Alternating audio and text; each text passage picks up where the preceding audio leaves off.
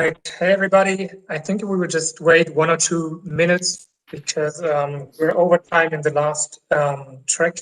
So I will just wait 1 or 2 minutes so that we are complete in this track, and then we will go on.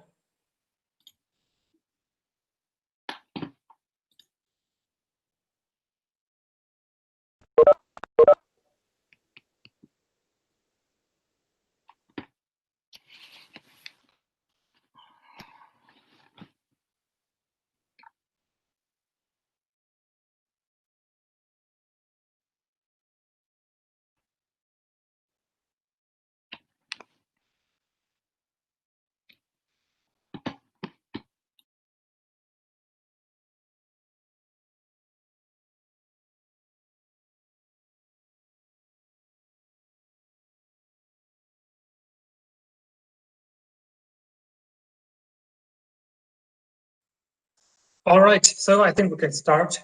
If anyone is coming a little late, doesn't matter. Yeah, so welcome everybody to our track 2, which is focusing on the topics health and tourism. Today we are going to listen to 4 different presentations of the companies Hello, McFit, the Hilton Hotel Group, and TUI Group. We will start with the presentation of HelloFresh, followed by the presentation of McFit. Then we will have a short break of 15 minutes, and then we will continue with the other presentations. After each presentation, we have about 5 minutes to ask some questions regarding the presentations or any other topic. So if you have any questions, just feel free to ask them after each presentation. You can use the chat, but you can also just unmute to ask the questions. Furthermore, we have a link for the people who are watching on YouTube. You can go to the QR code, or you can just go to booklab.com/COIL-2. This is an open question tool where you can just put in any question you have regarding the presentations. So this is the option for our external viewers. Yeah, very good. And I think we can just start with the next presentation with HelloFresh. So my question would be, Group 3, are you ready to present and to share? Yes, we are ready. Just give me a minute and then I will start the video. All right.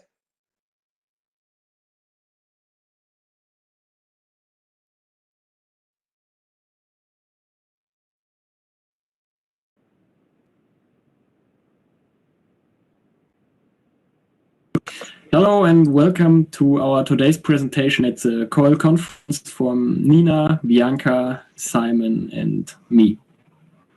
Today we would like to take a deeper look into the company HelloFresh and focus on the question if HelloFresh was a best practice example during the corona pandemic and if the company has the potential to become a global player. The presentation is structured in 5 different parts. We will start with a short presentation of the company HelloFresh, and then we will take a closer look at the market in which the company operates before we talk about the model of Porter's 5 forces and relate this model to the company HelloFresh.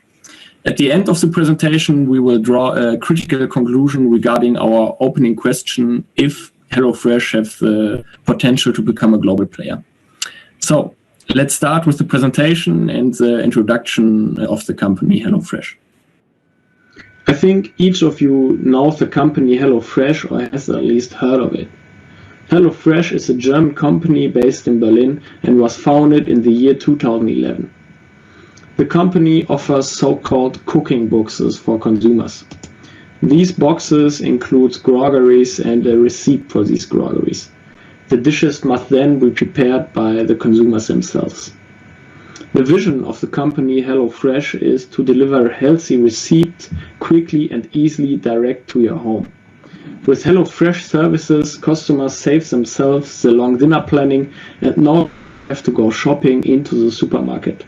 All this can be ordered and delivered easily and safely from home, which was a great advantage, especially during the corona pandemic. At the end of 2019, the company has a total revenue of 511.8 million euros.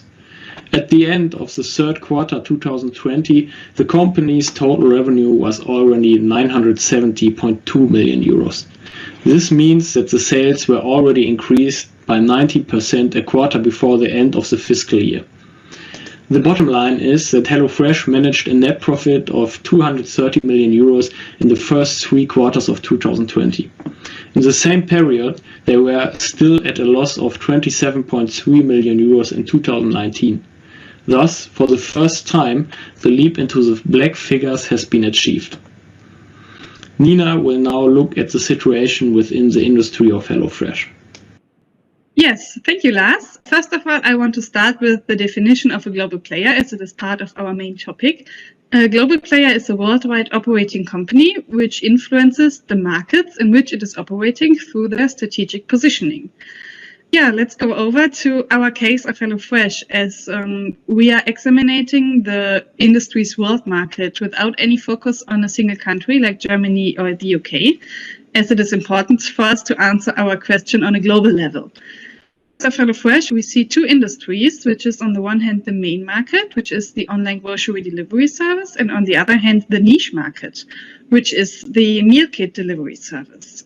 For the main market, we see on the right side here of the slide a graph which shows the growth and decline of the online grocery orders in 2020 with the impact on Corona. So an outstanding number here is in Latin America with a growth of 31%, followed by North America and the Middle East. And as a decline, we see here the Asian Pacific area with -6%.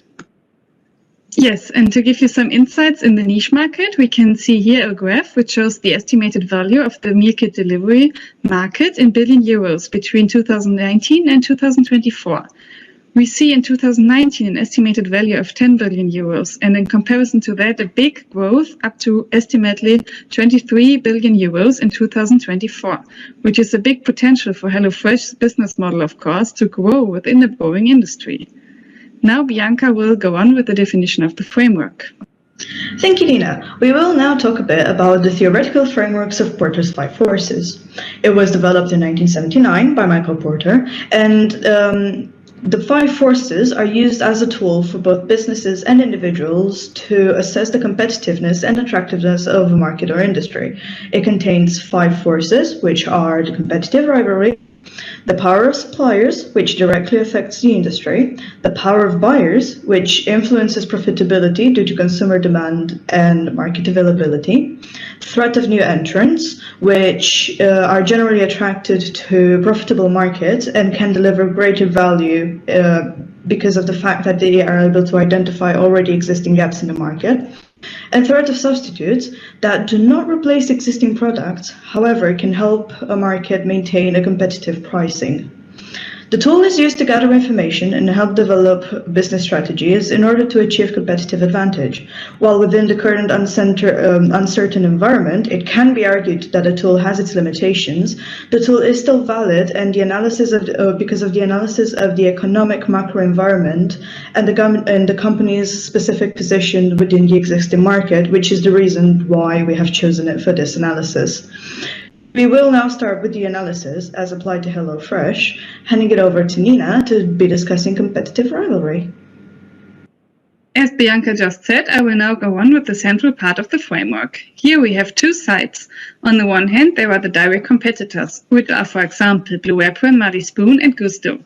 We found out that most of them are just operating on the national level, which is differently to HelloFresh. To give you a feeling about the standing of HelloFresh within the industry, we want to give you a comparison between Blue Apron and HelloFresh, as Blue Apron is next to HelloFresh market leader. Here you can see, for example, the orders in millions until the 30th of September 2020. For Blue Apron, it were 1.9 million orders, and for HelloFresh, 19.5 million orders. On the other side, another indicator is the revenue. For HelloFresh, it were 92 million euros of revenue in 2020. And for HelloFresh, it in contrast to that, 970 million euros, which is a big difference and shows the positioning of HelloFresh in comparison to the competitors. So all in all, we can say that the threat is low. On the other hand, we have the indirect competitors, which, for example, supermarkets. Of course, supermarkets are much cheaper than the grocery delivery service. They are around 50% cheaper. But due to Corona, supermarkets lost attention as grocery delivery services became more attractive. That's why the threat of this indirect competitor is medium. On the other hand, we have the restaurants, and probably with the end of the lockdowns, most of the customers are looking forward to the benefits of restaurants again, which is, of course, after lockdown, the threat of restaurants is considered as high. Taking all arguments into consideration, we can see that there is a medium competitive rivalry, which is still a good precondition for HelloFresh to become a global player. Now Simon is taking over with the bargaining power of the buyers. Thank you, Nina. In the case of HelloFresh, we have highlighted the bargaining power of buyers with analyzing the role of the customer.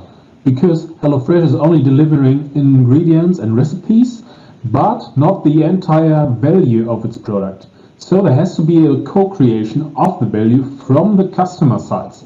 And this co-creation of value leads to satisfaction, innovation, and, very important, to loyalty, which lowers the bargaining power of the buyer. Moreover, it's very interesting to dive into the motivation. Why do customers buy meal kits at all? And research shows that convenience, so saving time, and the quality and healthiness of the product are the main drivers for the buying decision. Thus, the meal kits of HelloFresh can be considered as a lifestyle product, and the purchase of a lifestyle product is not mainly about the price, which is not that good for the bargaining power. Also, since the situation of COVID-19 has boosted online grocery shopping, more and more people make use of e-commerce and pushing forward new customer into the hands of HelloFresh. All in all, this leads to low bargaining power of the consumer and is a good precondition for becoming a global player.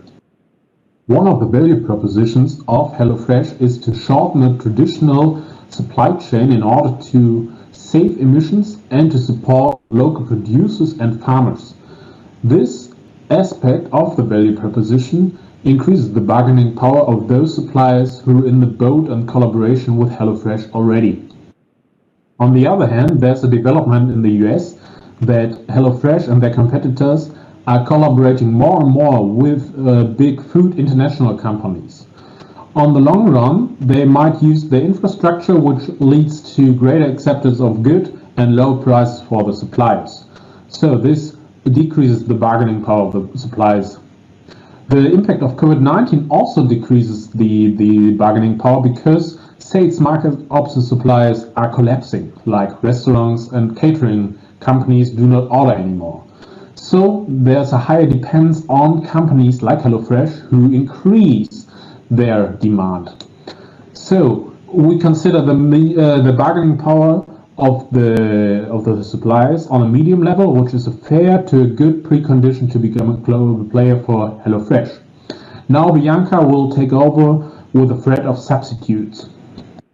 Thank you, Simon. Moving on to the next course, we will discuss the threat of substitutes for HelloFresh. As we all know, COVID-19 has created an increased demand for food and grocery deliveries, especially due to all the lockdowns. This can enable HelloFresh to become a global player by expanding its market size, but it also allows its substitutes and competitors to do the same. Therefore, we will analyze both the main market and the niche market in order to identify the level of threat that substitutes create for HelloFresh's possibility to become a global player. Therefore, in the main market, we see that HelloFresh is battling some household names such as Amazon and Uber Eats that function globally, as well as regionally specific delivery services with lower prices such as Domino's, Deliveroo, and Everyplate, which function in US, the European Union, or the UK. Moreover, with the niche market, we observe that the market is highly differentiated because of all the customer needs and the specific niches that companies can take. Therefore, we see that the switching cost for the consumer is quite low between HelloFresh and its competitive rival Blue Apron. But on a regional level, we see a number of other companies that identify single niches and deliver to them, such as Plenty in the UK, which offers full vegan menus, Eco Menus, which offers fully sustainable menus and works in the European Union, and Home Chef that works specifically in the US.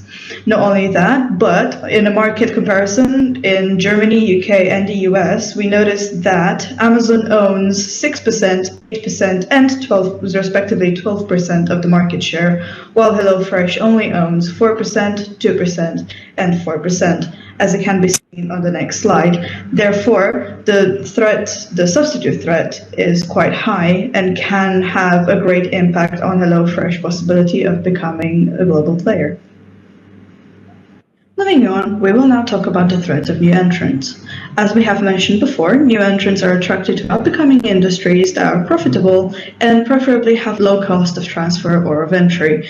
As an example, Uber Eats, during the COVID-19 pandemic, has started doing grocery delivering from local shops in order to reach this new market. Moreover, when talking about new entrants, we can talk about technological advancements and food consuming trends. As reported by Statista and Mintel, we see that there are a number of technological related food delivery trends, such as the use of virtual assistant services, such as Google Doc or Amazon Echo, and delivery innovations, such as delivery by drone or delivery by self-driving cars, which could play a bigger role in the food delivery and meal kit delivery service in the future. Moreover, we noticed through a report by Mintel that more consumers are interested in the sustainability report of the companies they buy from, as seen in the figure on the slide. Moreover, as we talked about and covered this before, the niche meal kit market is quite highly differentiated. Therefore, there will always be consumer needs that can be met through a particular meal delivery kit service, such as, for example, bakery kits, which up till now, there hasn't been a global potential for bakery delivery kits. Therefore, we can safely assume that new entrants have a medium threat that can affect HelloFresh due to the number of niches that more companies can take, and because of the opportunity that the COVID-19 pandemic has created for multiple delivery companies. Thank you. Moving on to Lars. Thank you, Bianca. At the moment, HelloFresh offers its services in 14 different countries all over the world. In addition to the USA and the UK, these are mainly European and Scandinavian countries. But as Nina pointed out earlier in the presentation, there is still a great potential for growth in the food delivery market, especially in Latin America and in the Middle East.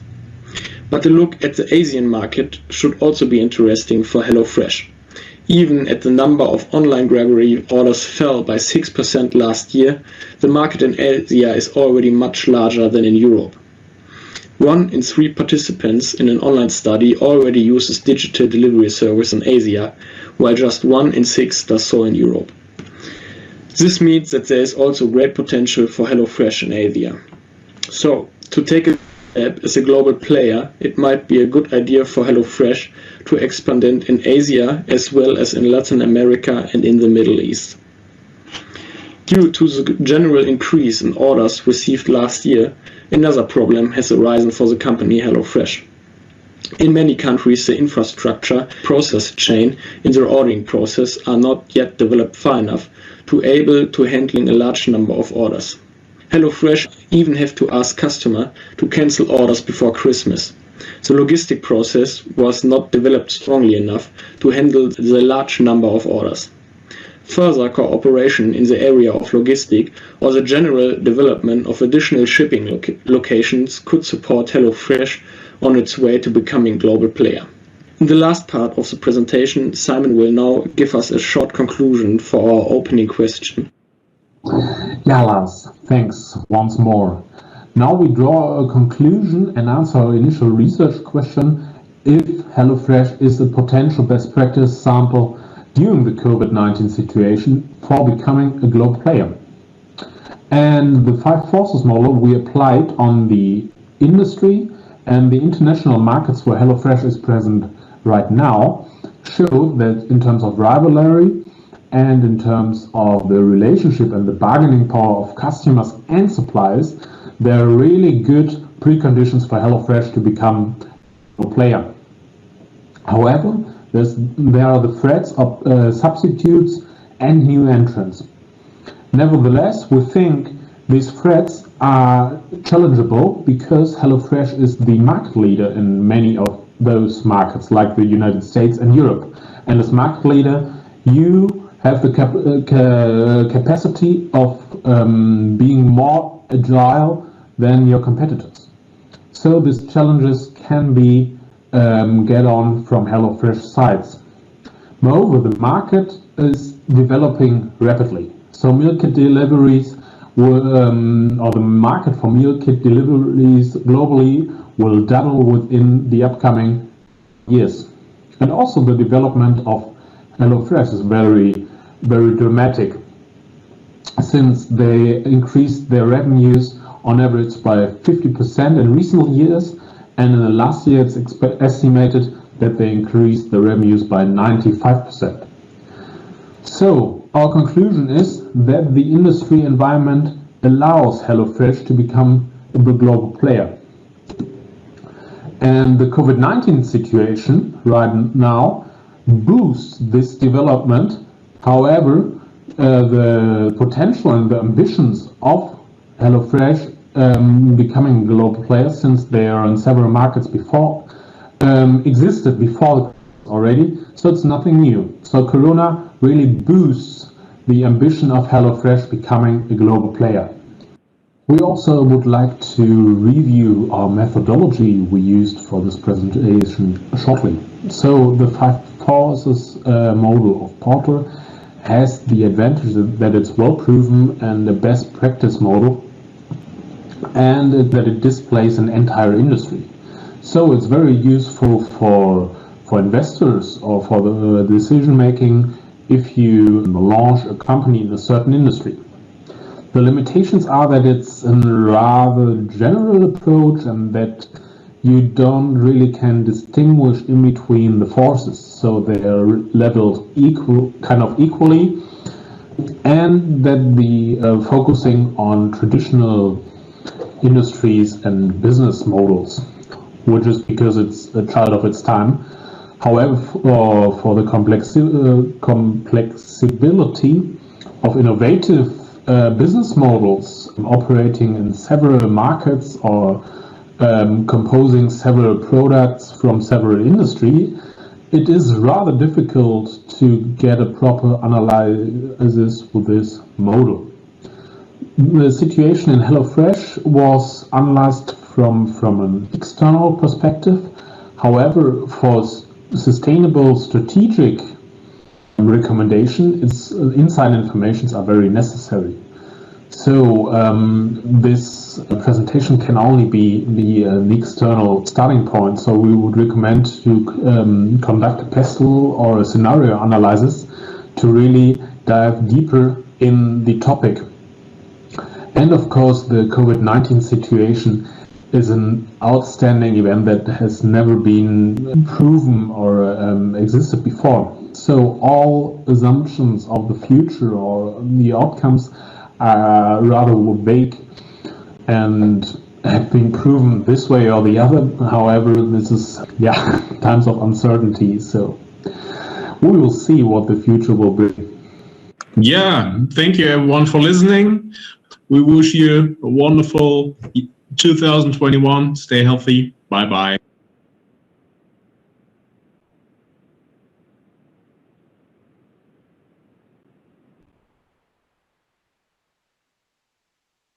All right, thank you very much for the presentation. This was really interesting, and this was a great example for a company that really benefits from the COVID-19 situation. I really like the aspect that you mentioned in the recommendation, the conclusion that the year 2020 was an extraordinary year and was out of any expectation due to the high demand of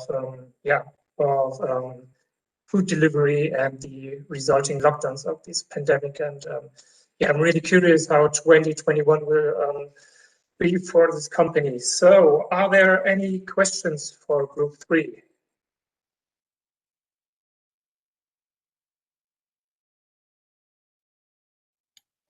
I have a question, if I may ask. Sure. Yeah, that's to the group. So thank you very much for the presentation. I enjoyed the presentation and also the research that you have conducted. My question is for the group. I mean, according to your findings, high growth potential has been identified in Asia, Latin America, and Middle East, which you have supported with very credible findings and a reliable source. Now, do you think HelloFresh would need to change their internationalization strategy when they enter these markets? Or do you think they can just rely on their existing strategy? That's the first question. And my second question is, based on your research that you have conducted as part of your presentation and your work, what kind of cultural difference do you think they would be, I mean, HelloFresh would be exposed if they would need to consider when they enter these markets? So feel free if you to answer any of that question.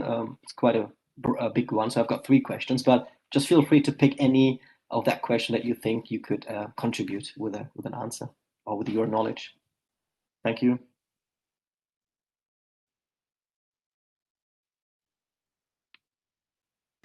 Yeah, I will start as a part of my group. Considering your first question, of course, they would probably need to change their strategy a bit because it would be a much bigger supply chain and they need more regional contacts to suppliers, for example, because this is something HelloFresh is really relying on, that they have local products and they need to brighten their team up and they need to really go global for that and need especially some offices maybe abroad as well, so they need to do personal changes for the human resource and of course the supplier aspects. I think the customer delivering and the customer marketing would be, they can rely on this strategy for the moment, but of course they need to deep in the cultural differences. For example, Europe and Asia are really different from each other. So they need to do some adjustments in their marketing plan as well. Okay, thank you.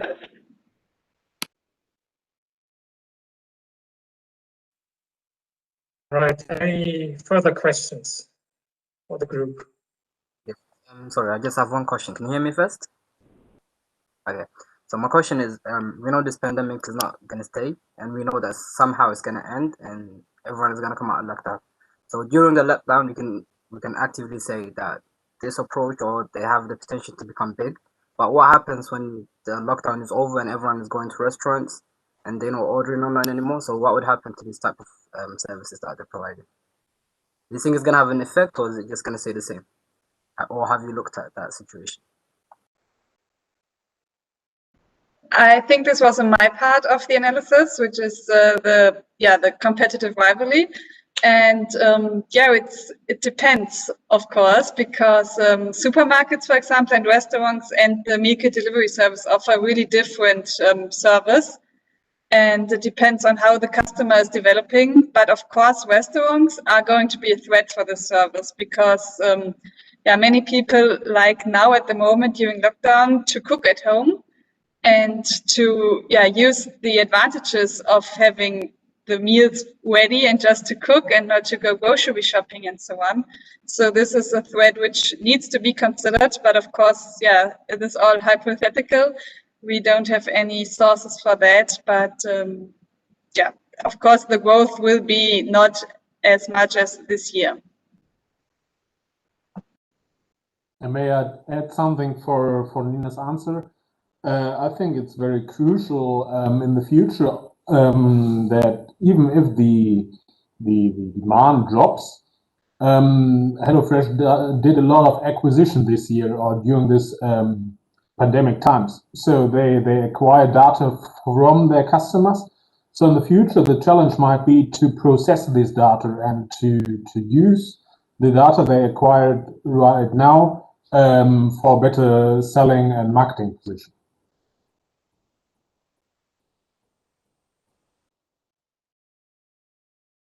All right. Yeah, let's see how HelloFresh will continue after the Corona pandemic and after all these lockdowns, and when all restaurants are open again and the competition will rise again. So it's really interesting. All right, so now we can go on with the next presentation, which would be McFit, the gym company from Germany. Group 6, are you ready to present?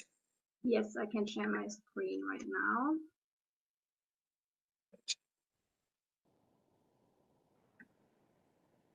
Can you see the screen? Yep, looks good. Okay, all right. So now, also from us, hello and welcome to the presentation of group number 6. We have been dealing with the company McFit and how this company can differentiate to overcome the corona crisis. This presentation will be presented by Sai Matran, Sergi Musuka, Kibrom Brahane and Joanna Dreger. To start with, let's talk about the content of our presentation. First of all, we would like to introduce you the company with a few key facts, as well as the current challenges. Afterwards, we will present our selected framework with which we want to identify problems and to develop strategies for solving these problems. And at the end, we will summarize our central results in our conclusion and then take a critical look at everything. So now let's start with the introduction of our company. We have chosen Europe's leading fitness center. With more than 250 studios in Germany, Austria, Spain, Italy and Poland, McFit has more than 1.7 million members and 5,000 employees. Because of the partnership with the RSG Group, members can choose to work out in different gyms, take advantage of additional offers or have flexible cancellation periods, depending on their type of tariff. Due to the corona crisis, gyms are closed due to governmental restrictions. That's why many members, if it was possible, canceled their contracts and signed contracts with new online fitness providers instead. For still running contracts, there's no special right of termination. Therefore, McFit offers two different options. Either paid month without being able to train during the time can be added free of charge after the contract period, or a rest period can be requested. This implies a financial loss for McFit. It is also challenging for the company to retain and attract the customers, keep them satisfied, as well as staying competitive. Based on these difficulties, we developed the leading question: how can McFit differentiate to overcome the corona crisis? Porter's value chain analysis is useful for formulating strategies. According to Porter, every company has a collection of activities with which it can create value. These activities are divided into primary and secondary activities. The primary activities go through the physical process, such as marketing and sales, while the secondary activities, like human resource management, support them. To gain a competitive advantage, the company must have either developed cost or differentiation advantages. Since we focus on increasing the customer's value to stay further competitive, focusing on lowering the cost is not beneficial. Therefore, we decide on differentiation advantages, which are decisive for the consumer. To receive these advantages, it is necessary to strategically adjust the processes of the value, which increase the value for the consumer. But first, we have to identify the activities that are happening in our company. With that, I will hand over to Sergi. Thank you, Joanna. In this section, I will continue our presentation by presenting McFit's value chain and some of the activities that the company has undertaken in response to the current pandemic situation. As can be seen from this slide, the field of inbound logistics is empty. The reason for this lies in the nature of the value which McFit provides, which is service. One of the unique features of a service is that it is created and consumed simultaneously without intermediate storage of finished or semi-finished products in the warehouse. More will be said at the end of our presentation about the limits of this framework's application in the case of service companies. The main operations of the company are the provision of training services, which include a personal consultation with a trainer, the creation of a training plan, and different types of courses, etc. To provide these services in their facilities, the company hires trainers on a long-term basis with a basic technical competency and a B trainer's license. Furthermore, the company hires several star coaches as freelancers who have advanced technical competence and hold an A license. They are mainly used for live classes and video recordings and are usually not present in the studios. McFit pays close attention to the interactions between the clients and the employees. For this reason, they offer different types of seminars and workshops on soft skills development.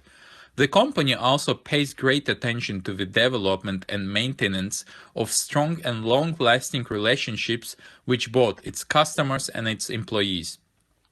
That is why the company's values are focused on trust and innovation. They believe that an emphasis on innovation allows them to respond fast to changes in customer needs and emerging trends, while the focus on trust helps the company to bind the majority of customers and employees to it. Besides that, the company also provides around-the-clock, 7 days a week access to their training facilities and access to the newest training equipment. At the moment, the company has opened about 250 fitness studios in Europe, which constitutes its main distribution channel for the offered services. Usually, those centers are located in areas close to the city center, where the foot traffic is high. Beyond offering convenience to their clients, such choice of a location additionally helps to raise their brand awareness among the citizens. Beyond using highly populated areas as the source for the advertising, the company also cooperates with RTL2, where it regularly appears in a popular show called Berlin Day and Night. Sponsorship also plays an important role in McFit's marketing activities. The company regularly participates in different sport events and challenges, thereby additionally increasing its awareness through that. Speaking about contract terms, the company offers a variety of different contracts which differ in terms of monthly membership price, number of included services, and contract duration, thus providing a wide choice to their customers. Regarding this after service, the company offers the standard points of contact via phone, email, and service points in their facilities. The COVID-19 restrictions has hurt the most important parts of McFit's value chain, operations and outbound logistics. The forced closure of their facilities lead to a decrease in the availability and accessibility of an almost entire range of their services to the customers, which forced McFit to undertake several steps focused on alleviating the negative consequences of these restrictions and limitations. The company decided to provide its training in the form of online classes and recorded videos, which are being distributed through their app and YouTube channels. The company also engaged in the active development of its channels and social network and the creation of additional content. Lastly, the company offered a free extension or rest period for the duration of the COVID-19 restrictions for those who choose not to cancel their membership. Thereby, the company has partially managed to solve some of the problems with the availability and accessibility of its core services, but some of the problems still remain unresolved. This slide describes McFit's problems that have not yet been resolved. As mentioned in the previous slide, the company has given customers the choice of either freezing their contract for the duration of the pandemic without paying the membership fee, or continue to pay, for which clients will receive a free extension of their contracts for the duration of the pandemic period. Both options lead to the company's liquidity problem, as a certain portion of customers will stop paying their membership fees either now or in the future. The company has been able to partially solve their service availability problem through a shift to online training, but that has only solved a part of the problem. The majority of the customers don't have the necessary equipment for training at home. Thus, it can be assumed that their perception of a value which they get in exchange for their fees will be much lower, which may increase the chance of their cancellation. The 250 studios pose now a problem to the company, since there may be not enough money left to pay for the rent in a situation where the membership fees are declining and investments need to be made in new technology to make the transition to digital training. The majority of trainers at McFit have only basic technical competencies, which means that there is still some room for further improvement left. The company declares that it wants to have a strong and long-term relationship with its employees based on trust, but at the same time, at such difficult times, they transfer them to part-time work, which goes against the declared values of the company. And lastly, because of the restrictions and the shutdown of the studios, the foot traffic in the city center has decreased significantly. Thus, the central location does not longer play a significant role in advertising and attracting new customers. Yes, thank you very much, Sergey. Based on these problems, we developed some suggested strategies with a special focus on increasing the consumer's value. Since accessibility to the service during lockdown is limited, the company should concentrate on widening its current digital offers on the social media platforms Instagram and Facebook. The offer can be extended by providing weekly training challenges and workout plans. Furthermore, individuality is very important. This can be taken into account by introducing an appointment booking with a personal trainer who provides recommendations on how to train effectively at home. The trainer can also create individual training plans based on the desired training goals. These plans help to stay on track and remain motivated. Another strategy is offering options for outdoor training. Not every consumer enjoys training at home or has enough space to do so. By integrating possible outdoor activities like a plan for running, different consumer preferences are considered. Furthermore, effective training is not possible in the long term without equipment. A solution could be that McFit rents their own equipment like dumbbells or yoga balls for working out at home. This option could be realized by offering a click and collect function via the app or the website, where you can choose your needed equipment and a time slot when you can pick up the tools in the studio near you. The trainer's competence have an impact on the consumer's value as well.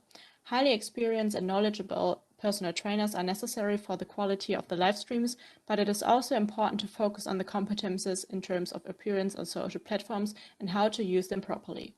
This can be achieved by offering online workshops for the trainers to further educate them.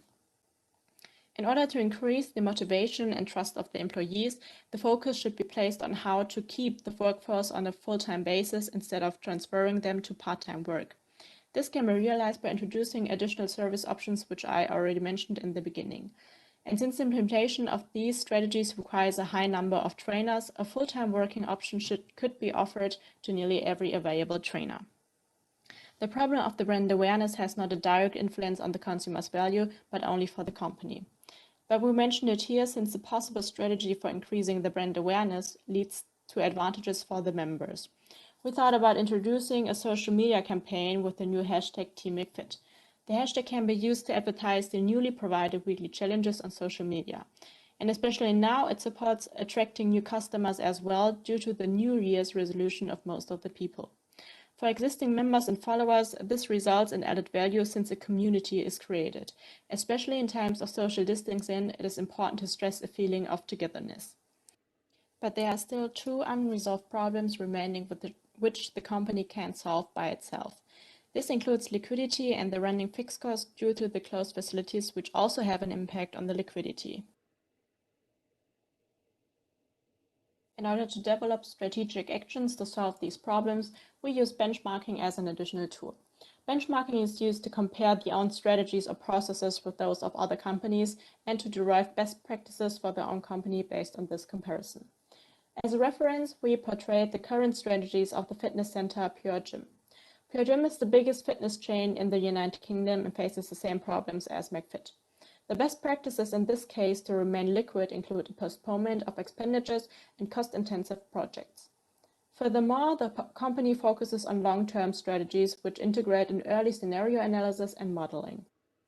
Within these steps, the company prepares different strategies which can be initiated depending on the governmental decisions. An effective cost and cash management helps in finding out where to reduce costs and using the remaining liquidities efficiently. McFit can also adapt these strategies. The Murray, which was planned to be the biggest fitness centers free of charge, is already postponed. An early scenario analysis helps in staying prepared and enables reacting fastly to environmental changes and offers a higher flexibility to the company. This could include creating future outlooks to determine and track the possible performance of the company. Within the cost and cash management, McFit should cut out unnecessary expenditures like the cleaning staff in the gyms during the lockdown, which aren't necessary anymore. These savings should be used efficiently, like investments in hygienic measurements, or should be reserved for the future. Furthermore, the cash management can include a negotiation with the government whether if it's possible to postpone the tax payments since the whole fitness industry has revenue issues. In addition to that, the company can negotiate and come to an agreement to postpone the payment of the fixed cost of the gyms or only pays the utility costs. In exchange for that, McFit can extend the duration of the contracts for a longer time period. Nevertheless, in order to stay competitive in the future, we found additional optimization points in the current value chain analysis where McFit can further differentiate. Since not every process requires an improvement, we focus on the outbound logistics, marketing and sales, and the technology. In terms of outbound logistics, the company can avoid the issue of paying the running fixed costs during a lockdown by implementing a franchise for the facilities. Therefore, the costs don't belong to the company, but to the owner of the gyms. This represents a financial relief for the fitness center and further assists in cutting out costs in the future.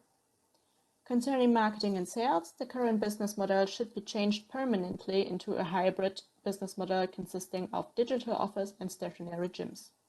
Online classes are highly requested and used currently. This adjustment helps the company to remain competitive since most of the consumers will remain at home after the closure due to the fear of infection. By maintaining digital services, McFit might grow in the future and can keep its customers since the perception of value increases. Furthermore, extending the number of available services supports attracting new customers and helps in building up a stronger market position. With regard on the technology, the McFit app is the most valuable channel. The benefit of the app can be improved by integrating a new feature, a function to train live and parallelly together with a friend or a member of the family where you can also see each other. This feature would increase the consumer's value since it offers an innovative approach in the individual training experiences and could arise as a USP for McFit since no other competitor offers this function. Cabron will now continue with the conclusion and the critical reflection.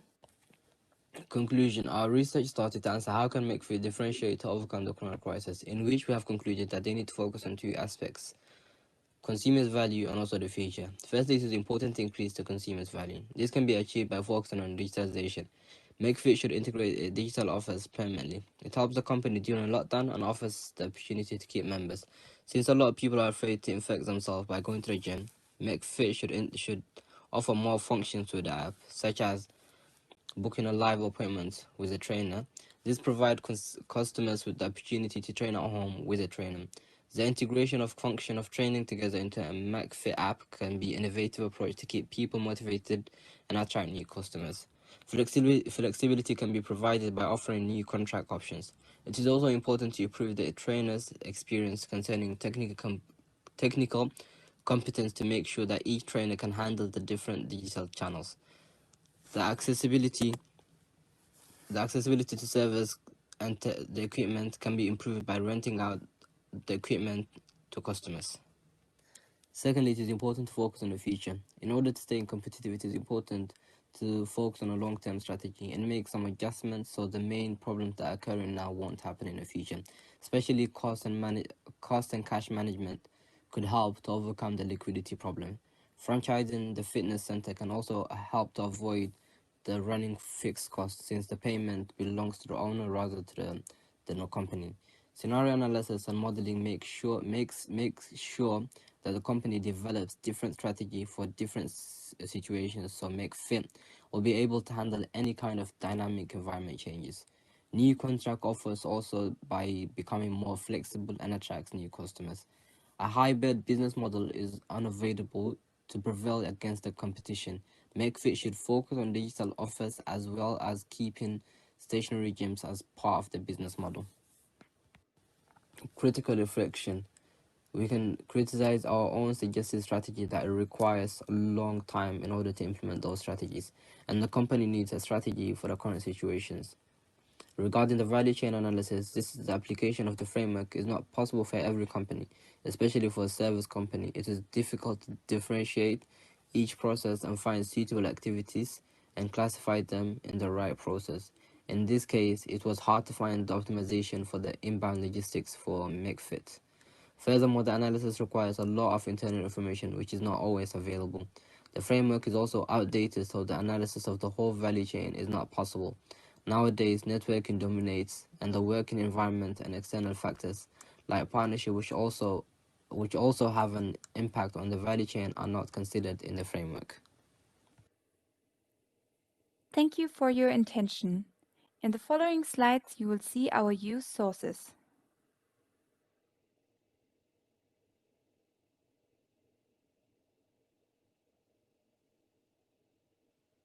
All right, thank you very much.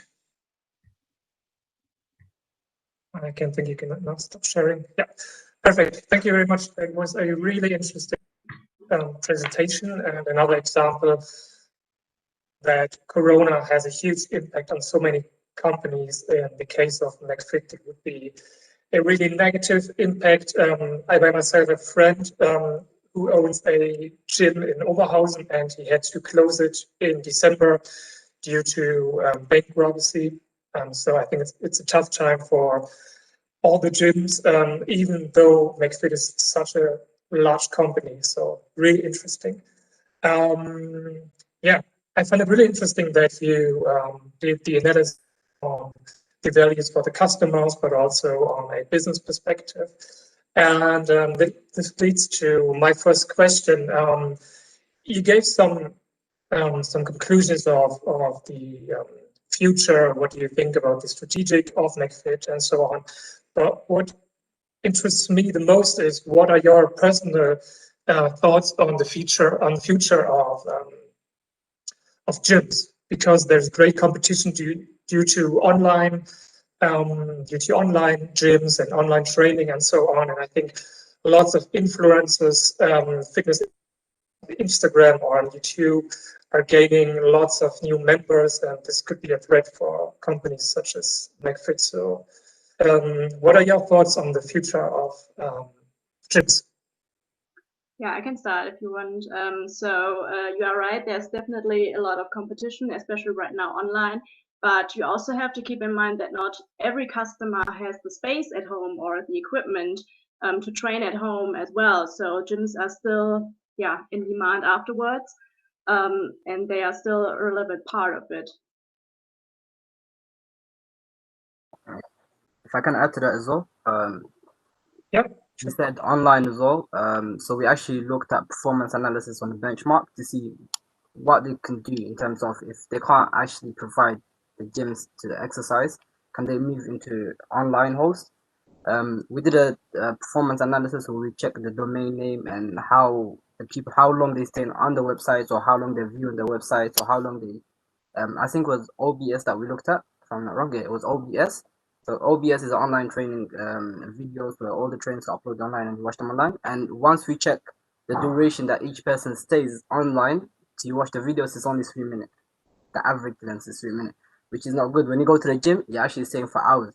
So we can tell that they're actually not staying focused and they need the motivation to actually go to gym. So either way, they still have to go to gym. Even if there's the online option, based on analysis that we've seen, if you check the Pure Gym, and we check Pure Gym and McFit, the average length that they say in the gym is 3 minutes. So which is not good. So, yeah. Yeah, that's really interesting. That's good to know. I think also that the environment has a huge impact on the way you're doing your workout and so on. Really interesting. Any further questions? Yeah, I would have a question. You mentioned that you recommended that McFit should increase their brand awareness. Do you think as well in this COVID situation could be an opportunity to gather a bigger market share in Europe, or do you think it's more like a challenge to survive? I would say it's actually just a challenge to survive since they just really started right now or in the last year with offering digital offers to focus on that. And this might be a little bit tricky for them to gain with this, in the near future, a bigger market share. So I think it's difficult. I will add to this also, why is it a problem of survival? Because mostly these gym studios, they have planned an expansion, so obviously they haven't put any slack of money for this type of situation. So that was one of for most of them. So when the membership fees are declining, they have like no money to pay in the facilities which they already have. So, and if this type of problem consists for a longer period of time, then they will have to like no other choice than just to close some of the facilities. So that may be a problem of market share in this case, obviously, but also a problem of survival in the end if this situation persists for a longer period of time.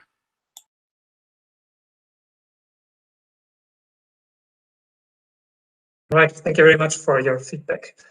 If there are no further questions, I would say we'll go to our 15-minute break. So take some rest, drink a coffee or tea or whatever. We will see each other back at 4 or 5 to 4. Yeah, 3:56. Nice. All right. So see you then.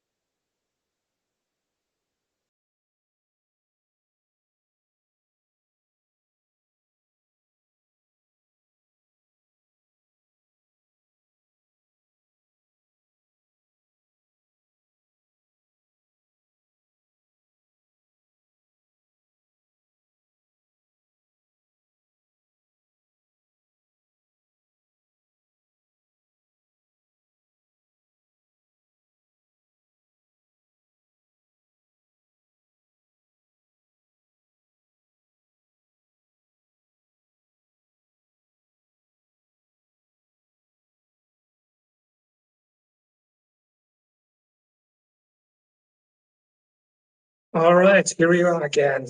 So let's start with the last part of our track 2 session.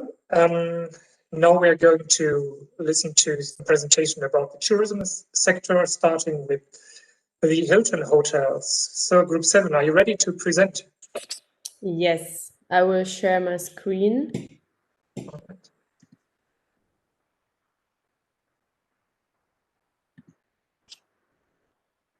Can you see it? Yes. Yes, looks good. Was gibt's?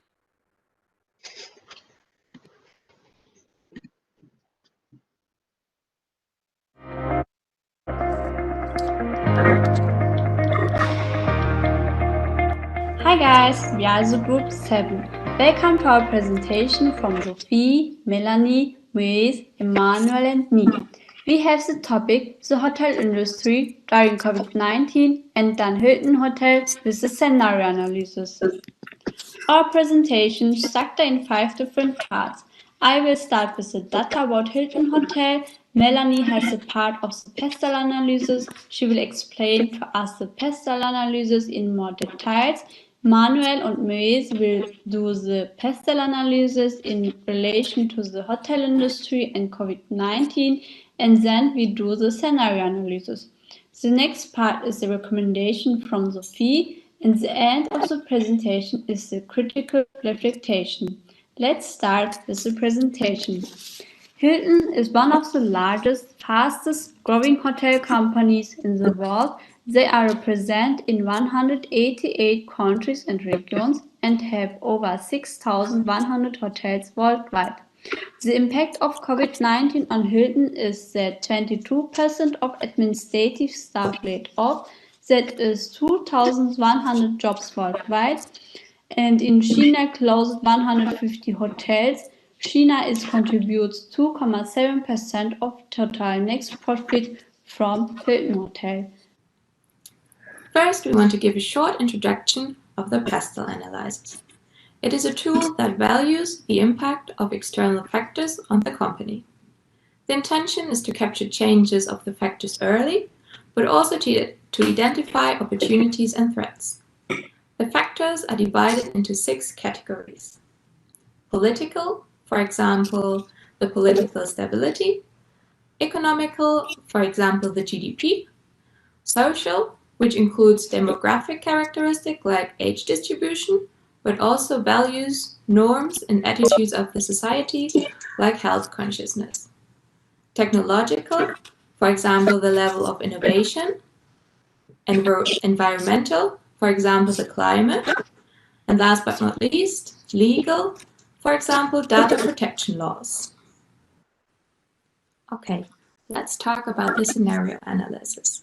The tool is used to develop possible environmental situations in the future. The intention is not to predict the future, but rather to face up with important influencing factors. It should reveal causal connections, dependency, and possible disturbing factors. The aim is to generate recommendations for action per case and to be prepared for different future developments. In the first step, the determining factors will be defined. It is important to concentrate on factors which have a high influence on the company's long-term success. In this analysis, we get to the factors of the pestle analysis, which are political, social, environmental, economical, technological, and legal. The next step is to develop different opportunities per determining factor. We decided to evolve 2 options per factor. In the last step, the different options are bundled to consistent clusters, also referred to the different scenarios. Since it is helpful to give each scenario a practical name, we name the scenarios superior and inferior. Finally, recommendations for action can be derived for every scenario. Now I will hand over to Moise, who will start with the pestle analysis. Now we will move on to the pestle analysis. First of all, we start with the political and economic factors. So currently there are a number of political factors affecting Germany. First of all, Angela Merkel has decided that she's not going to participate in the 2021 elections, which might lead to a series of negative changes, but also a number of positive ones as well. Secondly, there are a lot of tensions right now between the CDU and the SPD parties in Germany, which could lead to a lot of instability issues in the government. Thirdly, with the UK leaving the European Union and Germany being a big member of the EU, that could lead to a number of difficulties. For example, a lot of other countries might be considering to make the same decision as the UK, and Germany being a big member of the EU, that can have a big effect on them. Now for the political stability in Germany, the rate of political stability in Germany currently is at 0.58, which is not bad but not good. The average rate for a bad political stability rate is at -2.5 and a good one is at 2.5. And Germany is right in between, so it could be better. Political stability could be better in Germany. Now we move on to the ease of doing business in Germany. Germany is ranked 22nd worldwide, which is really good, especially considering the fact that one of the reasons they're ranked lower than other European countries or other countries similar to Germany is because of the German language. So the German language is not spoken by a lot of people worldwide, which is why it is a bit harder to do business in Germany. As for the effects of COVID-19 politically and economically on Germany right now, we can look at the German unemployment rate. So we can see that in May the German unemployment rate was at 5.8, and then since then it's been increasing until it reached its peak in August, where it was at 6.4%. Usually it's said that a healthy unemployment rate is at around 4%, and Germany has passed that point, unfortunately, which means that COVID-19 has unfortunately caused a lot of people to lose their jobs. Finally, for the economic effects on Germany from COVID-19, we can look at the COVID-19 follow-up costs in 2021. And the German government is predicting that the follow-up costs will be 184 billion euros, which is a big number. Now we can move on to other economic factors. First of all, we can look at the GDP growth. So the GDP growth for Germany the past few years has been stable. And then we can look at 2020. It was at -6%, which is a big hit considering it was positive for 10 years. Of course, COVID-19, we know it caused a lot of economic problems everywhere, and Germany was no exception. But fortunately, however, it is predicted that Germany will have a 4.2 GDP growth rate next year. And then we can hope that in 2022 it will be even better than that, and they will go back to how things were. Next, we can look at the inflation rate, and same thing, we can look at 2020, and the inflation rate for Germany has not been a healthy one. In Germany this year in 2020 has technically had a recession. It narrowly missed it last year by having a 1.1% ratio, but this year since April 2020 they've been in a recession, and it's not getting any better. Every month it's getting worse and worse. Hopefully it will get better by the end of this pandemic. Thank you. Hello everyone, my name is Emmanuel Ogulano, and today I will be discussing with you the social, technological, and later on the legal factors of the personal analysis. And thanks to my colleague Moise, who has extensively identified the political and economic factors. But for this social factors, we have taken into cognizance the culture of Germany as it affects the operations of the Hilton Hotel. And this is how we have been able to identify 4 factors in no respective order of importance. The first of which is local traveling is now a more common option as against international travels. Secondly, more awareness and precaution from customers when traveling beyond borders. Thirdly, social factor of tourism.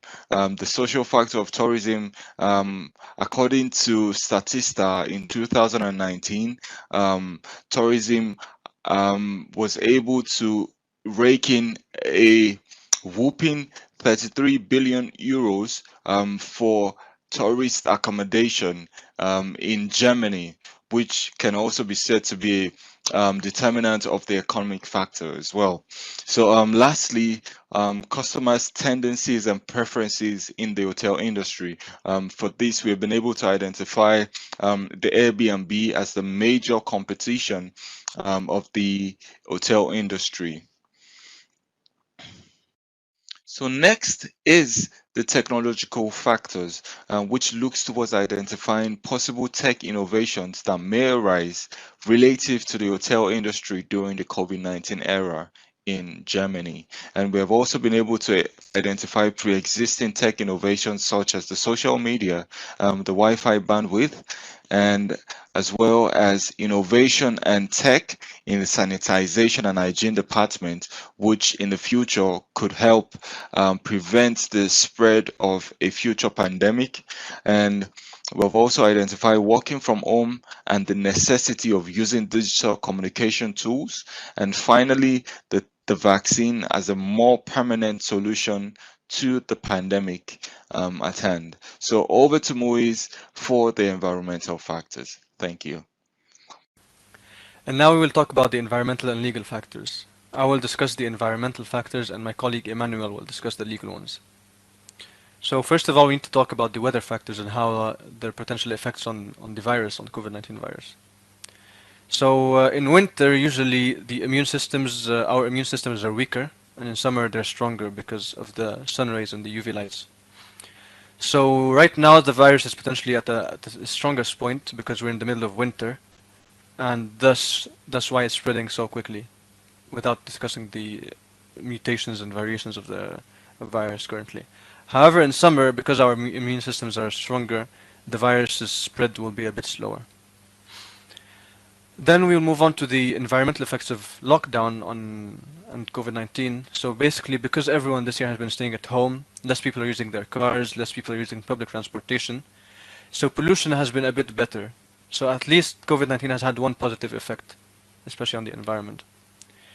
Finally, for the virus severity in Germany right now, currently in Germany there's been a total number of cases of 2 million, and currently Germany is increasing around 10,000 cases per day, which means that the virus is still heavily active in Germany, and hopefully the situation will be better soon. All right, and now to my colleague Emmanuel, who will discuss the legal factors. Thank you. The COVID-19 pandemic, which has seen industries and countries affected negatively by the spread of the virus, has prompted the German government to enact strict rules and regulations with the sole aim of mitigation and control of the spread of the virus. We have identified the related factors into two, one of which is the lockdown rules and regulations, two, tourism rules and regulations. This collectively sums up our PEST analysis. Thank you for listening. Now we start with the scenario analysis. We have the determining factors created two realistic cases. On the political part, we consider the company agreements and digital communications. Scenario superior is hybrid forms are offered. Business trips can take place particularly again as the desire to maintain personal contact also remains. Conference rooms are still introduced, but the trend is increasing. Trips are getting shorter and non-stop flights are preferred to avoid so much contact with others. It is particularly important to protect employees during business trips. Scenario inferior is mainly home office as or hardly any business trips. Due to the pandemic, it is not possible to make business trips for a long time. Virtual meeting as an alternative important to not expose the employee to danger. Few conference rooms and hotel rooms are booked. Costs are rising. It is divided up whether it is really necessary. In the economic part, we consider the employment rate. Scenario superior is employment rate falls again as economic stabilizes. People are still cautious but can offer vacations again. People have missed going on vacations, and so there will be a great this year. Scenario inferior is many have lost their job and can no longer afford vacations. People become aware of what is really important. The healthy, many thereof, no longer spend so much money on travel. For the social factor, we focused on private traveling. In scenario superior, people will do more vacation in their home country, and vacations will be more spontaneous, flexible, and sustainable. Customers will be less international, but a rising number of guests can be welcomed again. But in the scenario inferior, there will be fewer flights and traveling in general, because people are scared due to the risk of infection, but also because of money issues. Traveling will become less important, so the hotel industry will shrink in the future. For the technological factor, we put down the vaccine as an important bellwether. In the scenario superior, the vaccine works and also mutations have no impact on his effectiveness. Also, people are willing to get vaccinated and herd immunity will be achieved at the end of 2021. In the scenario inferior, the vaccine will not be effective on mutations. But also, many people have concerns about getting vaccinated, therefore herd immunity won't be achieved soon. Now we come in our scenario analysis to the factor environmental. Here we talk about the effect of the temperature in our two cases. In the scenario superior, the summer helps to minimize infections and COVID-19 can be controlled. People spend a lot of time outside in the fresh air and reduce the risk of infection, and the virus can no longer spread like now. The summer can also be seen as the main time frame for traveling until there is the herd immunity. But in the scenario inferior, there is even in summer a high risk of infection, also because of the mutation. Despite the fresh air, people spend a lot of time together and they don't keep distance anymore, also because of the huge length of the COVID-19 restrictions. Especially, also transmissions of sweat can increase the spread of the virus here. In the legal factor, we talk about the vaccination. In the scenario superior, the vaccination does not become mandatory for traveling, and therefore everyone can travel or fly if they want and if they are healthy. Here the hotels will be able to receive more guests, which will have a positive effect on the Hilton hotels. But in the scenario inferior, only who have been vaccinated can travel, or at least people have to be tested negatively to cross borders. Target groups for traveling, like young people or business people, will not get a high priority for the vaccine. In this case, it will take until the hotels can receive regular hotel guests again. Especially the healthy young people will receive the vaccination last. Older people are less likely to travel in these times and therefore the guests will stay away. Now we come to the recommendation for action. In the scenario superior, the Hilton hotels have the opportunity to place advertisements to generate presence. They can maintain communication, adjust cancellation conditions. They can grant book advantages or do internal optimizations. They can update their websites or implement hygiene measures.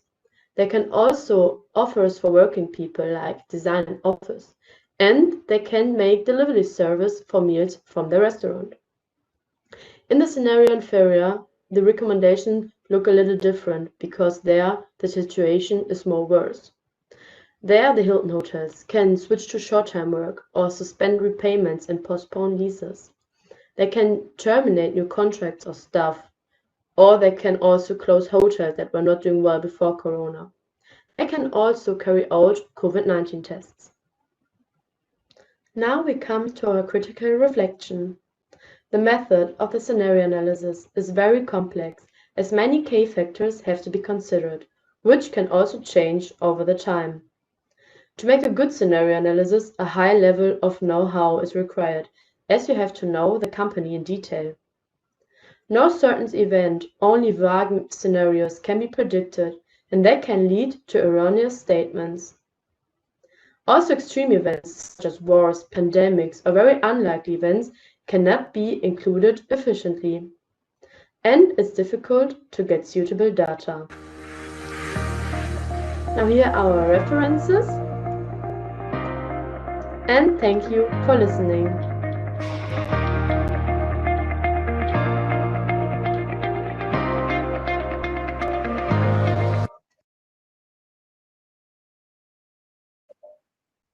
Contribution and presentation. Another great example for the great impact of the Corona crisis on businesses. So, are there any questions for Group 7?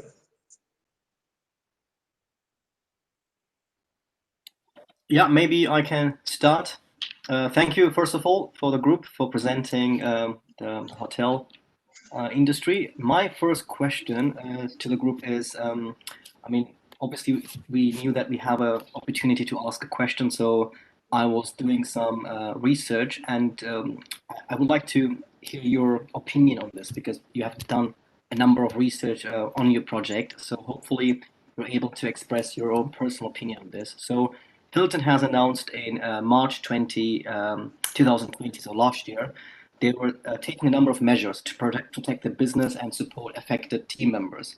And such action involved, for example, the president and the CEO, Christopher, will forgo his salary for the remainder of 2020, and the executive committee will take a pay cut of 50% for the duration of the crisis, just to name some examples. I mean, obviously, the company and the group, they have announced a number of measures, how they would like to protect their business, their values, and their employees.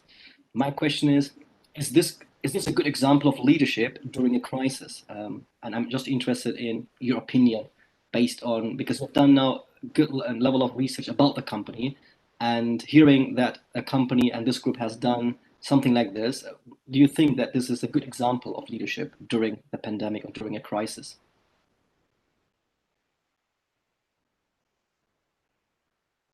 All right, I guess I'll answer that then instead. Obviously, yes, that is a great example of leadership, first of all. It shows, it can motivate the employees greatly. I mean, when you see your CEO or someone just at a higher hierarchy than you, just give up their salary or give up part of their pay, just motivates you to just give more work for the company, because you feel like if they're giving up part of what they deserve or whatever, then you have to obviously try your best to give your best work and then make the company a better place. So yes, I do think that's a great example of leadership.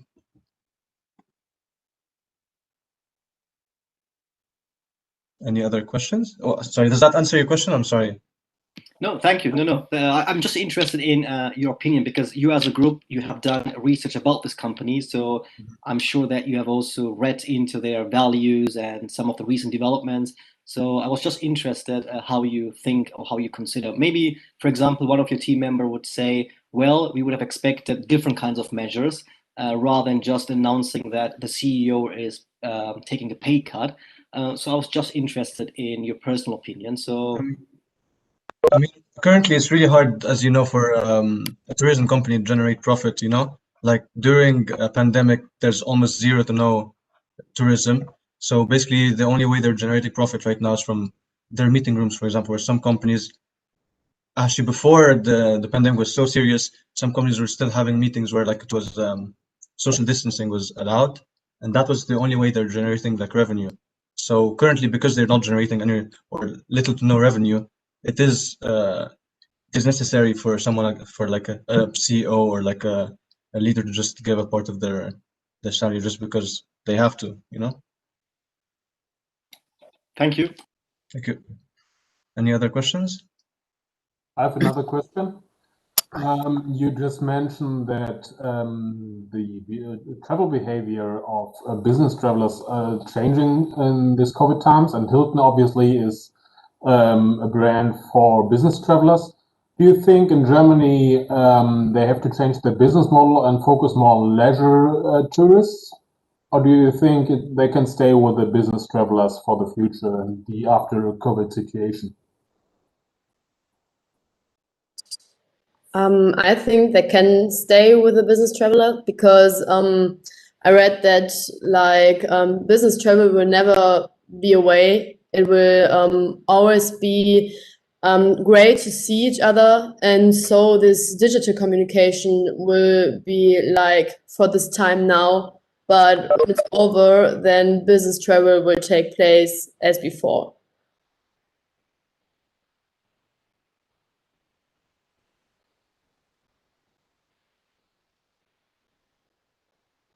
All right. Any further questions for the group? All right. So I think we can move on to our last group, which will be TUI Group. Are you ready to present, guys? Yes, I will share my screen. Right.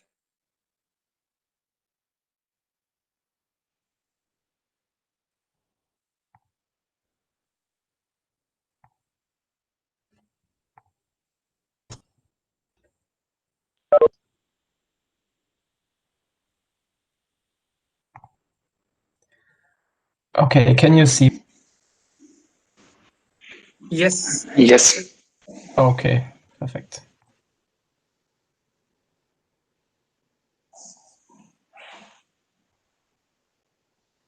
Good afternoon. Welcome to our presentation on the impact of COVID-19 on travel industry and TUI, including PIM study. This presentation will be presented to you by Jens, Florian, Miriam, Fatima, and Sylvia.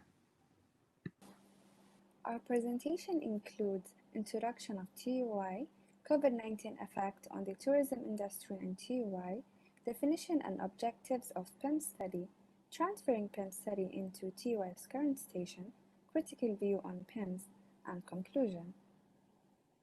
In 1997, TUI AG has entered the tourism market with the reputation of being one of Germany's leading tourism companies, Hapag-Lloyd. In 2007, TUI AG and TUI Travel plc have cooperated to create TUI Travel. TUI Group is the natural progression where two TUIs become one. In addition, TUI AG merged with the UK-listed First Choice Holidays plc to introduce TUI Travel plc. TUI AG is the company's major shareholder with a stake of 54%. TUI Group across the world. It is the #1 travel company. They have 20 million customers, from families to couples, clubbers to cruisers.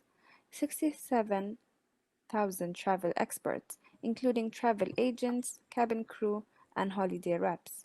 180 worldwide destinations, from Spain to Shanghai, from Croatia to Costa Rica. 1,600 travel agencies. They also have 300 TUI-owned hotels, that is over 200,000 beds in about 30 countries, 150 planes, 16 cruise ships, and also 15 core source markets that includes UK, Ireland, Norway, Denmark, Finland, Sweden, Germany, Austria, Switzerland, Poland, Belgium, Netherlands, France, Russia, and Canada. TUI's top competitors are Norwegian Cruise Line, CYTS, Flight Centre Travel Group, and Vacatia. Today, the travel industry is suffering its worst shock since September 2011 because of coronavirus.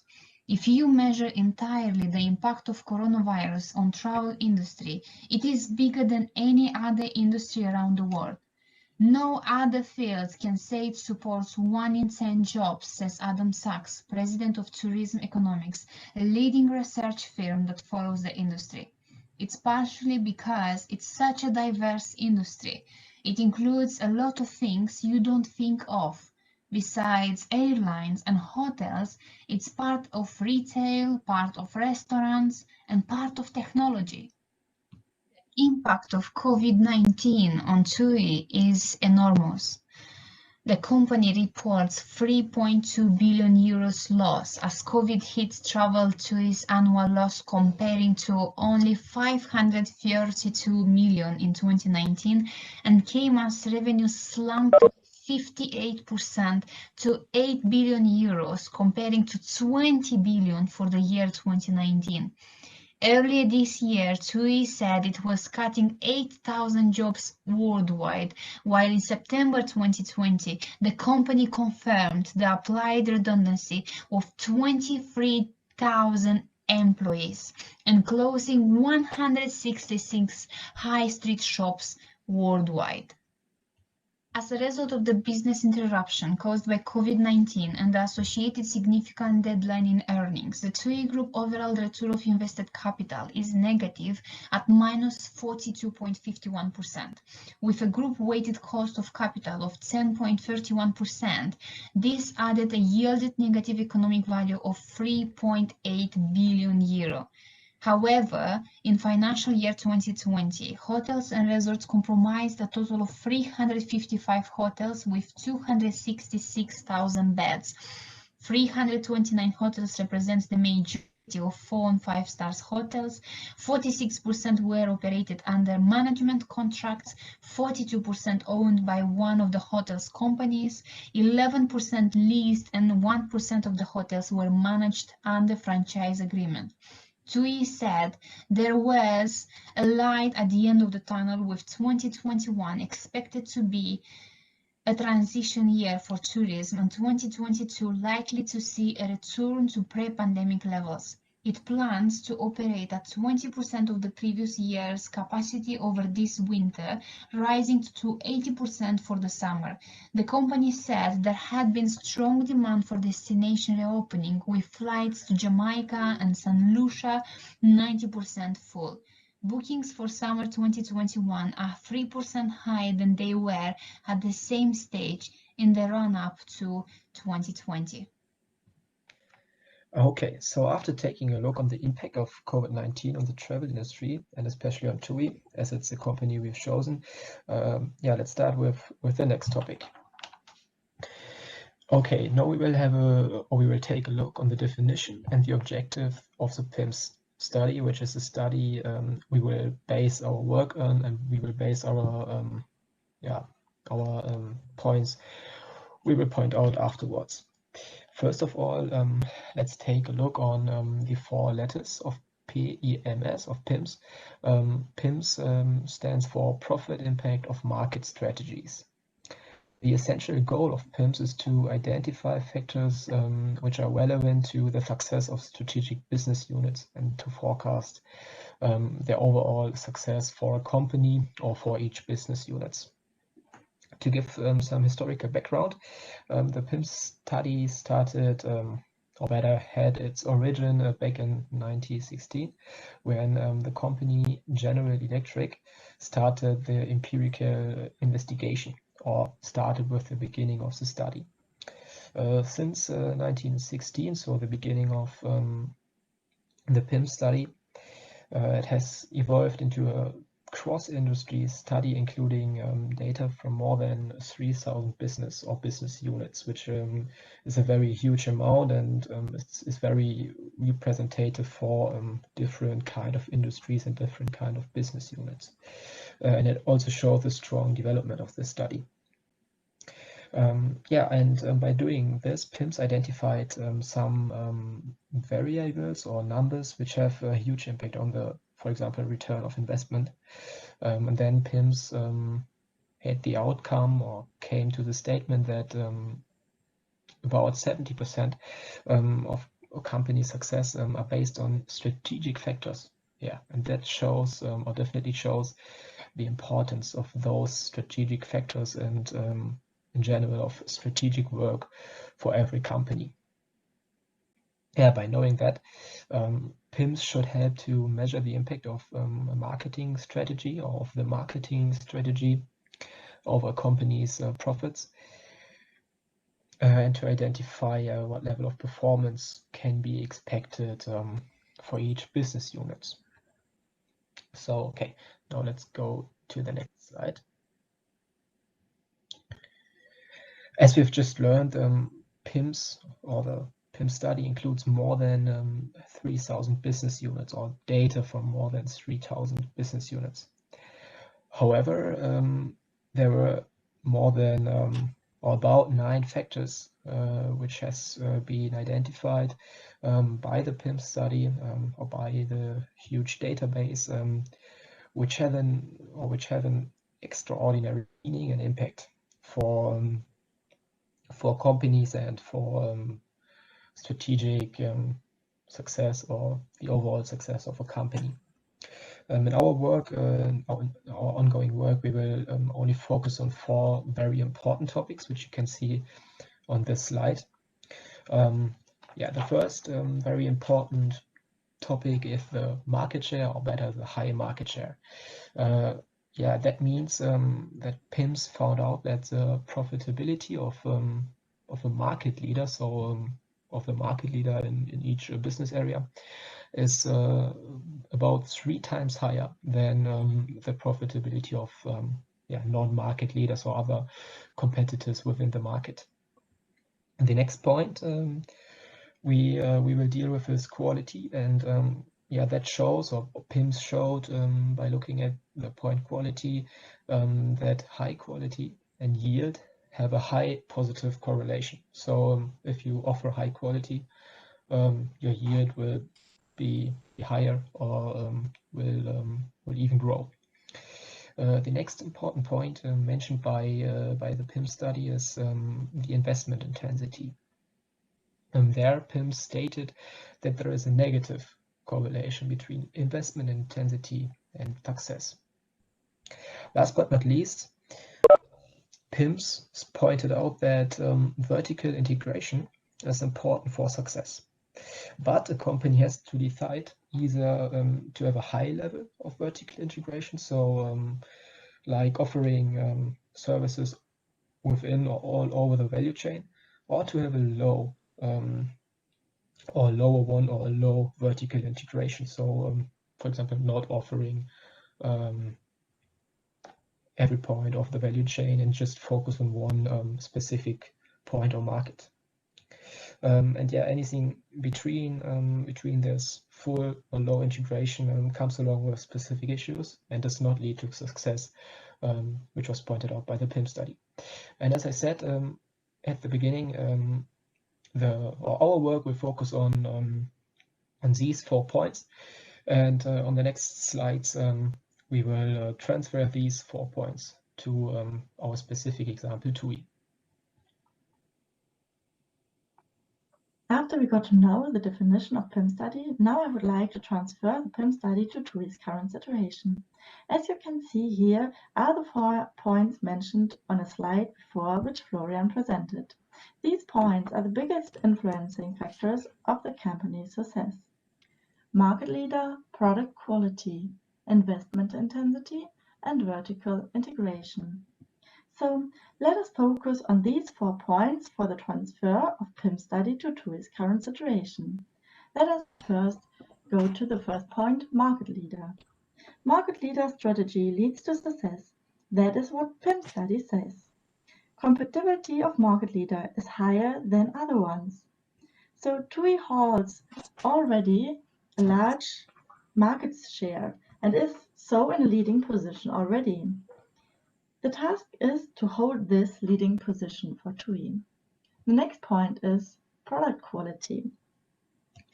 PIMS study says there is a high positive correlation between quality and return. If a company offers good quality, the return will be higher.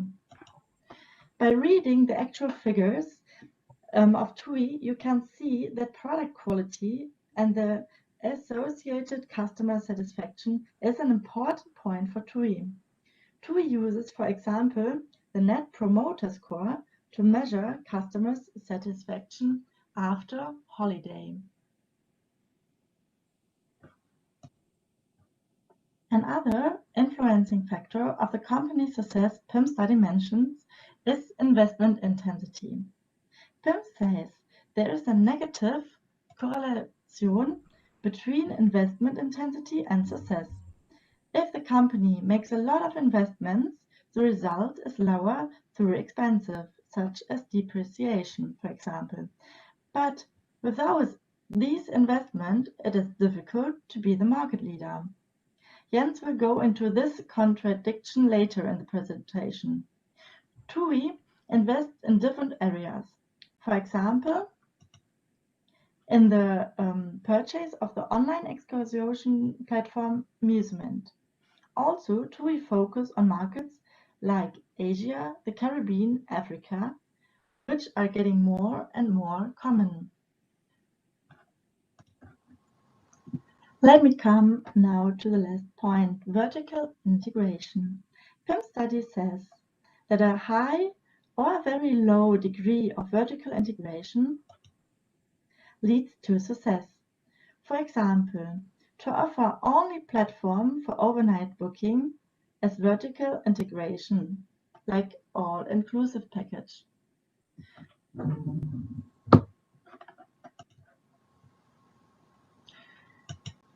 TUI offers, for example, cruises package tours. So there is a really high vertical integration and you can book like everything on TUI. But TUI also offers like only rental car, only flights, only holiday homes. So to be the market leader, TUI makes more than just one point. As you can see already in this part of the presentation, there are some critical aspects about the study, which Jens will now point out. Thank you, Miriam. I would now like to start with some general points of the criticism of the PIM study, and later we'll go on with some detailed examples to TUI. The first critical point is that the database that PIM access is based on the data of Western large companies, and most of them come from the mechanical engineering sector. And this makes it too difficult to apply the results of the PIM study of smaller companies or companies from other cultures or sectors. A further critical point is all data that is accessed is historical data, and this means that the data in the database which PIMs access to mostly not fit in the rapidly changing modern market today, and yes, this is quite a problem. One more general point of the PIM study is that PIMs is based on a quantitative approach and that qualitative success factors are still missing. For example, technology differences are not covered in the PIM study because this is a qualitative success factor. Another point is you get no measures for success for your own company from the PIM study. You know the target, but PIM study do not tell you how you get there. And last but not least, it's really difficult to benchmark as a market leader. Now we come to our third example regarding TUI. The first example is a statement from the PIM study, influencing variables are independent of each other. And yes, a counter example could be that investments influence relative market shares. And what we have learned from Miriam is market leadership is the biggest goal of the PIM study. And you will not be able to maintain the market leadership or expand your market shares if you don't invest in this. And this means investments influence relative market shares. Another counter example to the PIM statement could be quality influence the relative market shares as well. And yes, if you offer like TUI a high quality travel program which the customer loves and enjoys, these customers gladly pay a higher price. So you have no risk of price war, and furthermore, the customer loyalty is strong, and so you don't lose market share and you can strengthen the market leader position and expand this. And this means quality influence the relative market share as well. And so all in all, you can say influencing variables absolutely influence each other. Another statement from the PIM study is that acting reactively is better than acting proactively. But a counterexample to this statement could be that it's really difficult to gain market share if you only react to the trend and do not set them by yourself.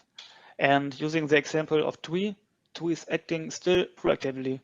TUI buys the platform Musement, which allows you to book trendy activities like safaris or round trips in cool countries like Asia or Africa online.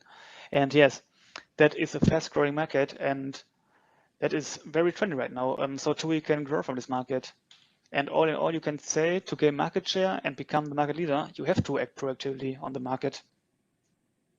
The last example in our presentation is the PIM study statement that a negative correlation between investments, intensity, and success exists. And our counterexample to this statement is that it is very difficult to be competitive if no investments are made. And yes, this means for TUI at the moment that TUI have to invest in a modern, more economical online tool platform in order to be competitive on the market. But another important point is, yes, they have to invest in a modern online booking platform to keep up with the gaining customer trend of online booking. And our conclusion to this statement from PIM study is, to become or remain the market leader, you need to invest constantly. Thanks a lot, Jens, for giving us this critical view on PIMS. Now let us come to a conclusion. PIMS is an approach that addresses important indicators, for example, the importance of being the market leader. But it does not provide information on how to achieve the individual goals defined by PIMS. For example, PIMS mentions influencing factors for the company's success.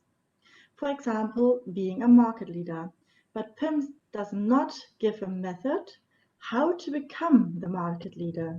So you can, of course, use PIMS, but it would be helpful to use an additional tool. With the additional tool, you should find solutions on how to achieve the factors influencing the success of a company mentioned by PIMS. Thanks for listening. Thank you, Miriam, for the good conclusion. Now we will come to an end and hope that you all learned something and enjoyed our presentation. On the next slides, you can find our references. Thank you for listening, goodbye, and stay healthy.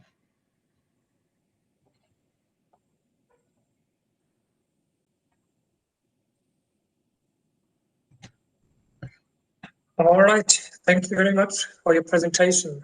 I really liked it, and I really like the critical review of the PIMS model, that it might be not the ideal tool to analyze the current situation for TUI. So, are there any questions for the group? Maybe I start with the first one. Sure. Thank you very much, group number 8, for your PIMS analysis and for your presentation. Really insightful. My question, just bear with me. I mean, there's a citation that which we can read off from the chief executive from TUI, and he said, just I think it was a couple of months ago, or I think maybe last year, he was quoted in the Financial Times. He said, TUI is a very healthy company. We were economically successful before the crisis, and we will be again after the crisis. So that's what the chief executive said. My question to the group, again, because you have conducted research on the company, do you think TUI can prevent a total shutdown? And do you think there's going to be a TUI after the crisis? I mean, again, just your personal opinion based on what you have researched and what you have read.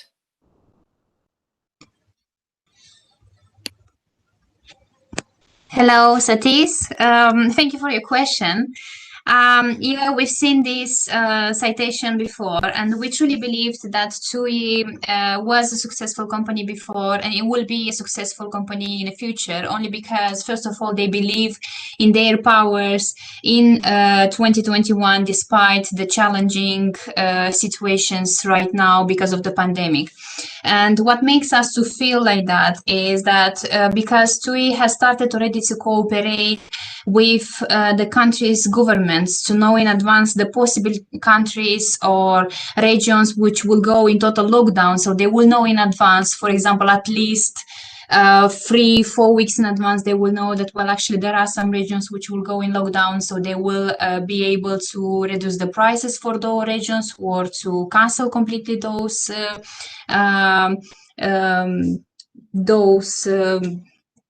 travel options that they use to give them to their travelers.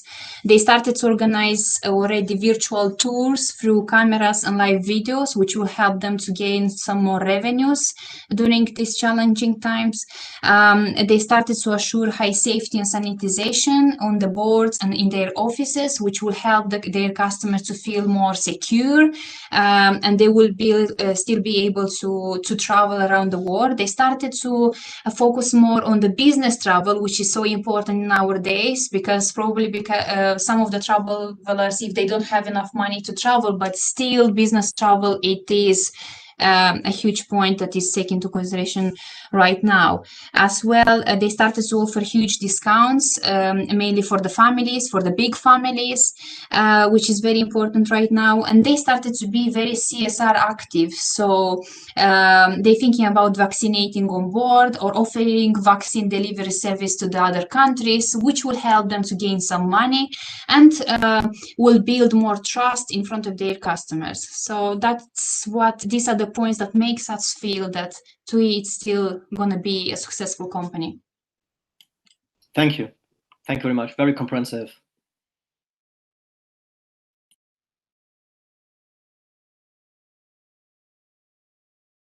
Right. Any other questions? Yeah, I just got one question, sorry.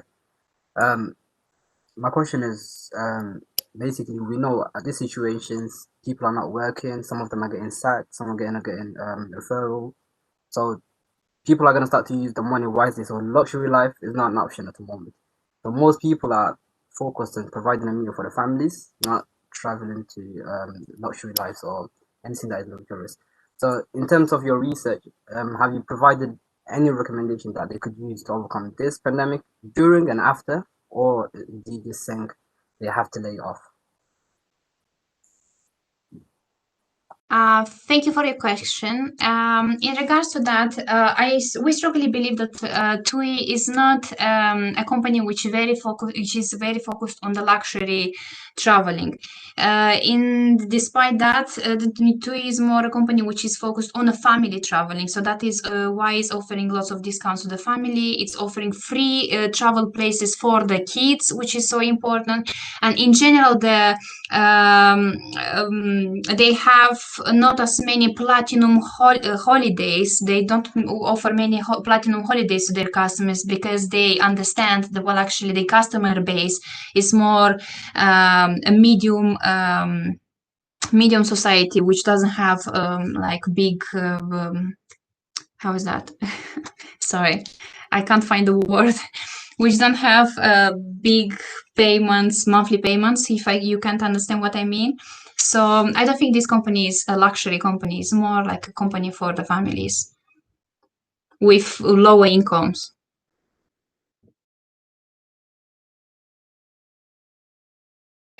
Okay, and maybe to add a point here, it will be important for TUI to get as much customers as possible back. And by doing that, they also have to look at some trends which emerged during the pandemic.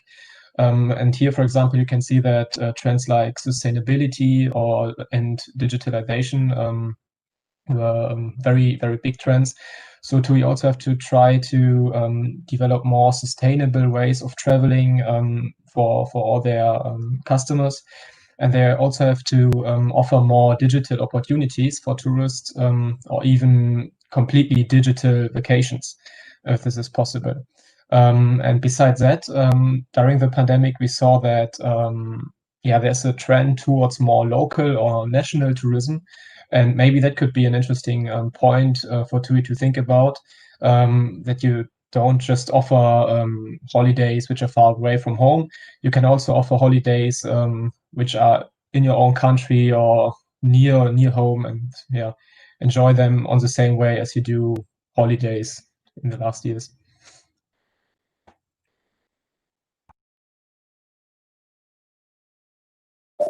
All right. Any further questions? I have another question, if you don't mind, if it's still on time. Yeah, it is. The business model of TUI implies that they're successful, and they're only successful, I think, because they insource the airline and the cruise ships and the hotels. On the other hand, this is a huge side on the cost sheet right now in the pandemic. Do you think it's a threat or an opportunity that they own these vessels of cruise ships and hotels and airlines?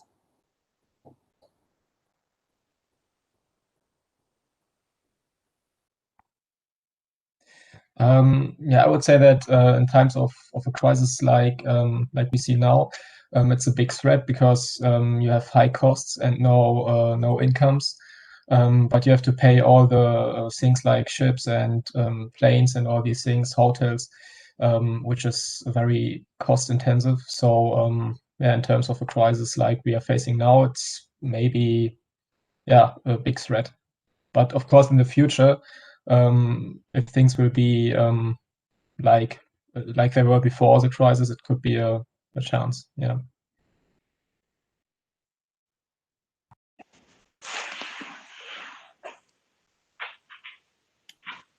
I think just to add on that, that was a good question, Mr. Lutner, and the reply was also very good. I think if you remember, we had this kind of a conversation during one of our virtual session where when you were considering to look at the aviation industry, and we asked you, obviously the aviation industry is one of the most affected industry, especially in the pandemic. And I think when we discussed that point, I think we also had a conversation about it is a threat, and we can see it here. We have evidence, and as you said, we have the bailout as well, where TUI was supported by the government.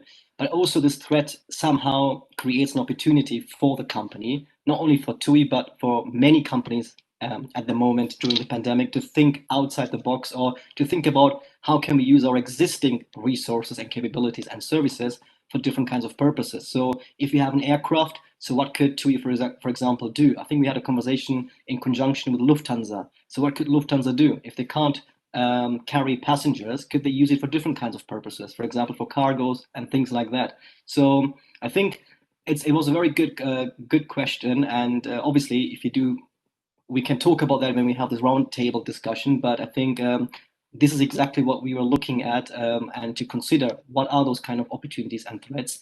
And I think both of you, the question and the response, provided some insights into what could be done. Even if there are certain forces that act as a threat, you can turn them into an opportunity.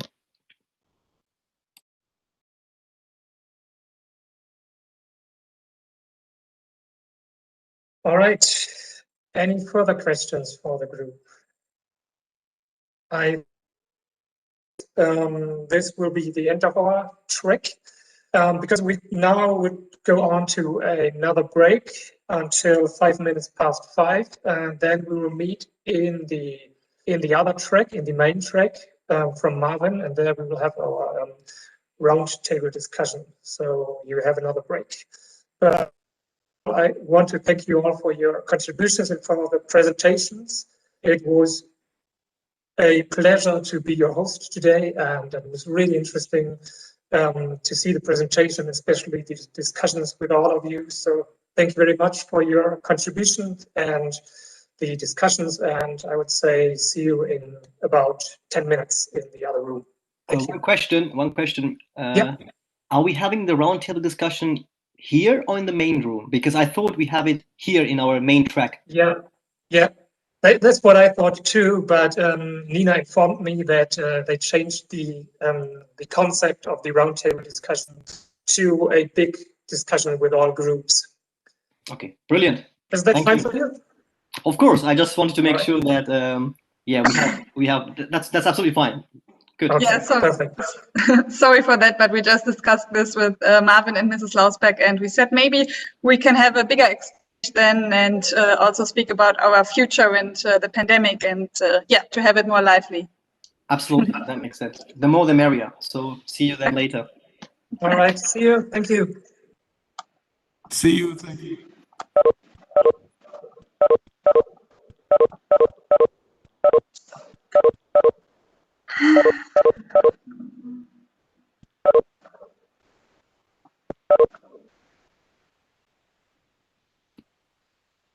Fatima, are you there?